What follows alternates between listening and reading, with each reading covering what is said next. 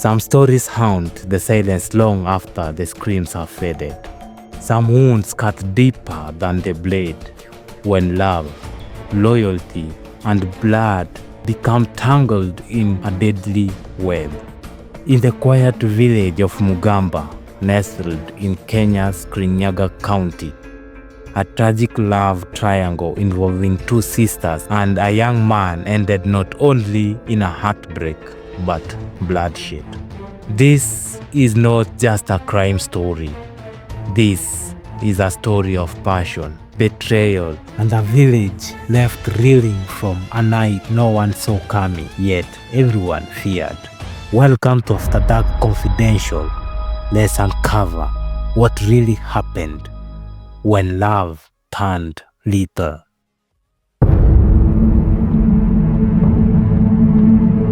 In the quiet village of Mugamba, deep in the hills of Kirinyaga County, life followed a simple rhythm. Days were slow, faces familiar, and the local bar was more than just a place to drink. It was a community hub where stories were shared and secrets whispered. It was this small village where a young man named Brian Mwangi became the center of attention. At just 23 years old, Brian was confident, charismatic, and known for his easy charm. A casual labored and part-time motorbike rider, he had the kind of personality that drew people in, especially women. But it was his entanglement with two sisters, Mary and Lucy Wamboi, that would seal his fate. Mary was the older one, calm, collected, with a quiet intensity. Lucy, just a few years younger, was fiery, outspoken, and fiercely protective of what she believed was hers. Brian had dated Lucy on and off for a few months, but as time went on, whispers started spreading through the village that he had also become loose with Mary. Whether it was true love or casual seduction, no one could say for sure, but the triangle had formed. It was dangerously unstable. At first, the sisters kept their suspicions to themselves. When they were close, raised under the same roof, sharing more than just blood, they shared words, struggles, and now heartbreak.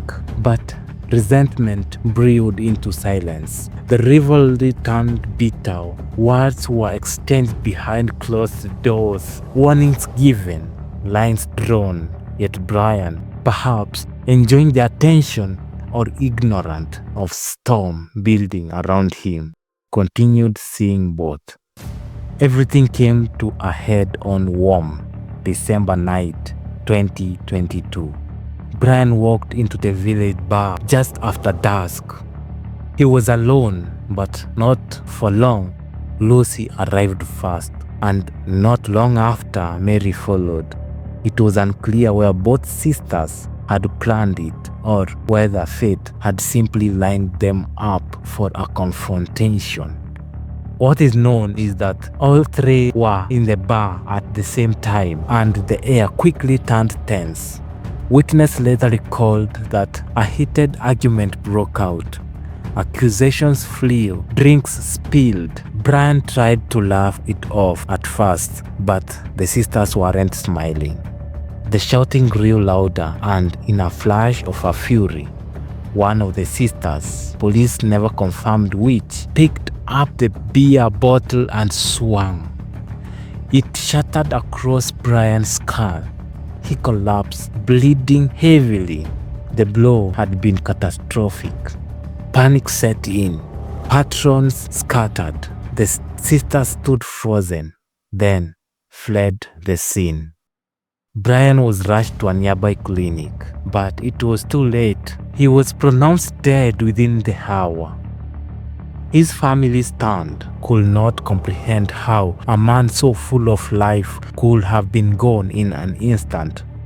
Not from robbery, not from a gang fight, but from a love gone sour. The sisters disappeared for 2 days. Police launched a manhunt, combining through banana field and neighboring villages. Eventually, they were found hiding at cousin's house in Kutu's town, just a few kilometers away. They were arrested and brought back under heavy escort, their heads bowed, faces hidden behind shawls. As the investigation unfolded, details emerged: the rivalry, the jealous confrontation, and the events leading up to a fatal night. But some questions remained unanswered. Who actually delivered the fatal blow? Did they act together, or did one take the lead? And perhaps most hauntingly, did they mean to kill him, or did it all happen in the heat of passion? A postmortem confirmed that Brian had died from a blunt force trauma on the skull.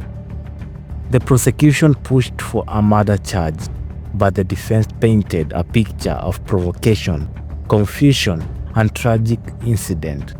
Then, another twist.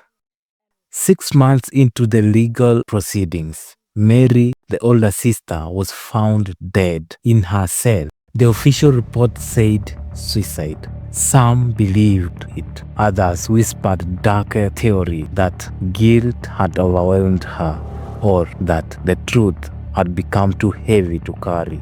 Lucy remained in custody. Her trial proceedings slow through the Kenyan court system. She denied the charges, claiming it was her sister who struck the blow. The case dragged for over a year, then quietly faded from the headlines. The villagers say she still awaits sentencing, caught between the walls of the system that moves at its own pace. And the ghosts of love had destroyed everything. In Mugamba, the bar still stands. The villagers had turned it into a calm routine, but those who were there remember. They remember the night love turned into blood. They remember Brian's laughter, Mary's silence, Lucy's fire. And they remember the truth that hung heavy over all. That sometimes the people you love the most are the ones who break you. Some say love is patient, kind, and eternal. But sometimes love hides darker truth. A truth with shattered bottles, silenced hearts, and sisters bound together by guilt more than blood.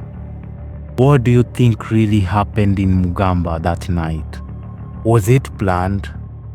Was it passion? Or was it something far more sinister? Let us know your thoughts in the comments. And if this story shook you, if it left you thinking, then like, share, and subscribe to Highland Pulse Escapade, where true lives and silence speaks. Thank you for watching. Until next time.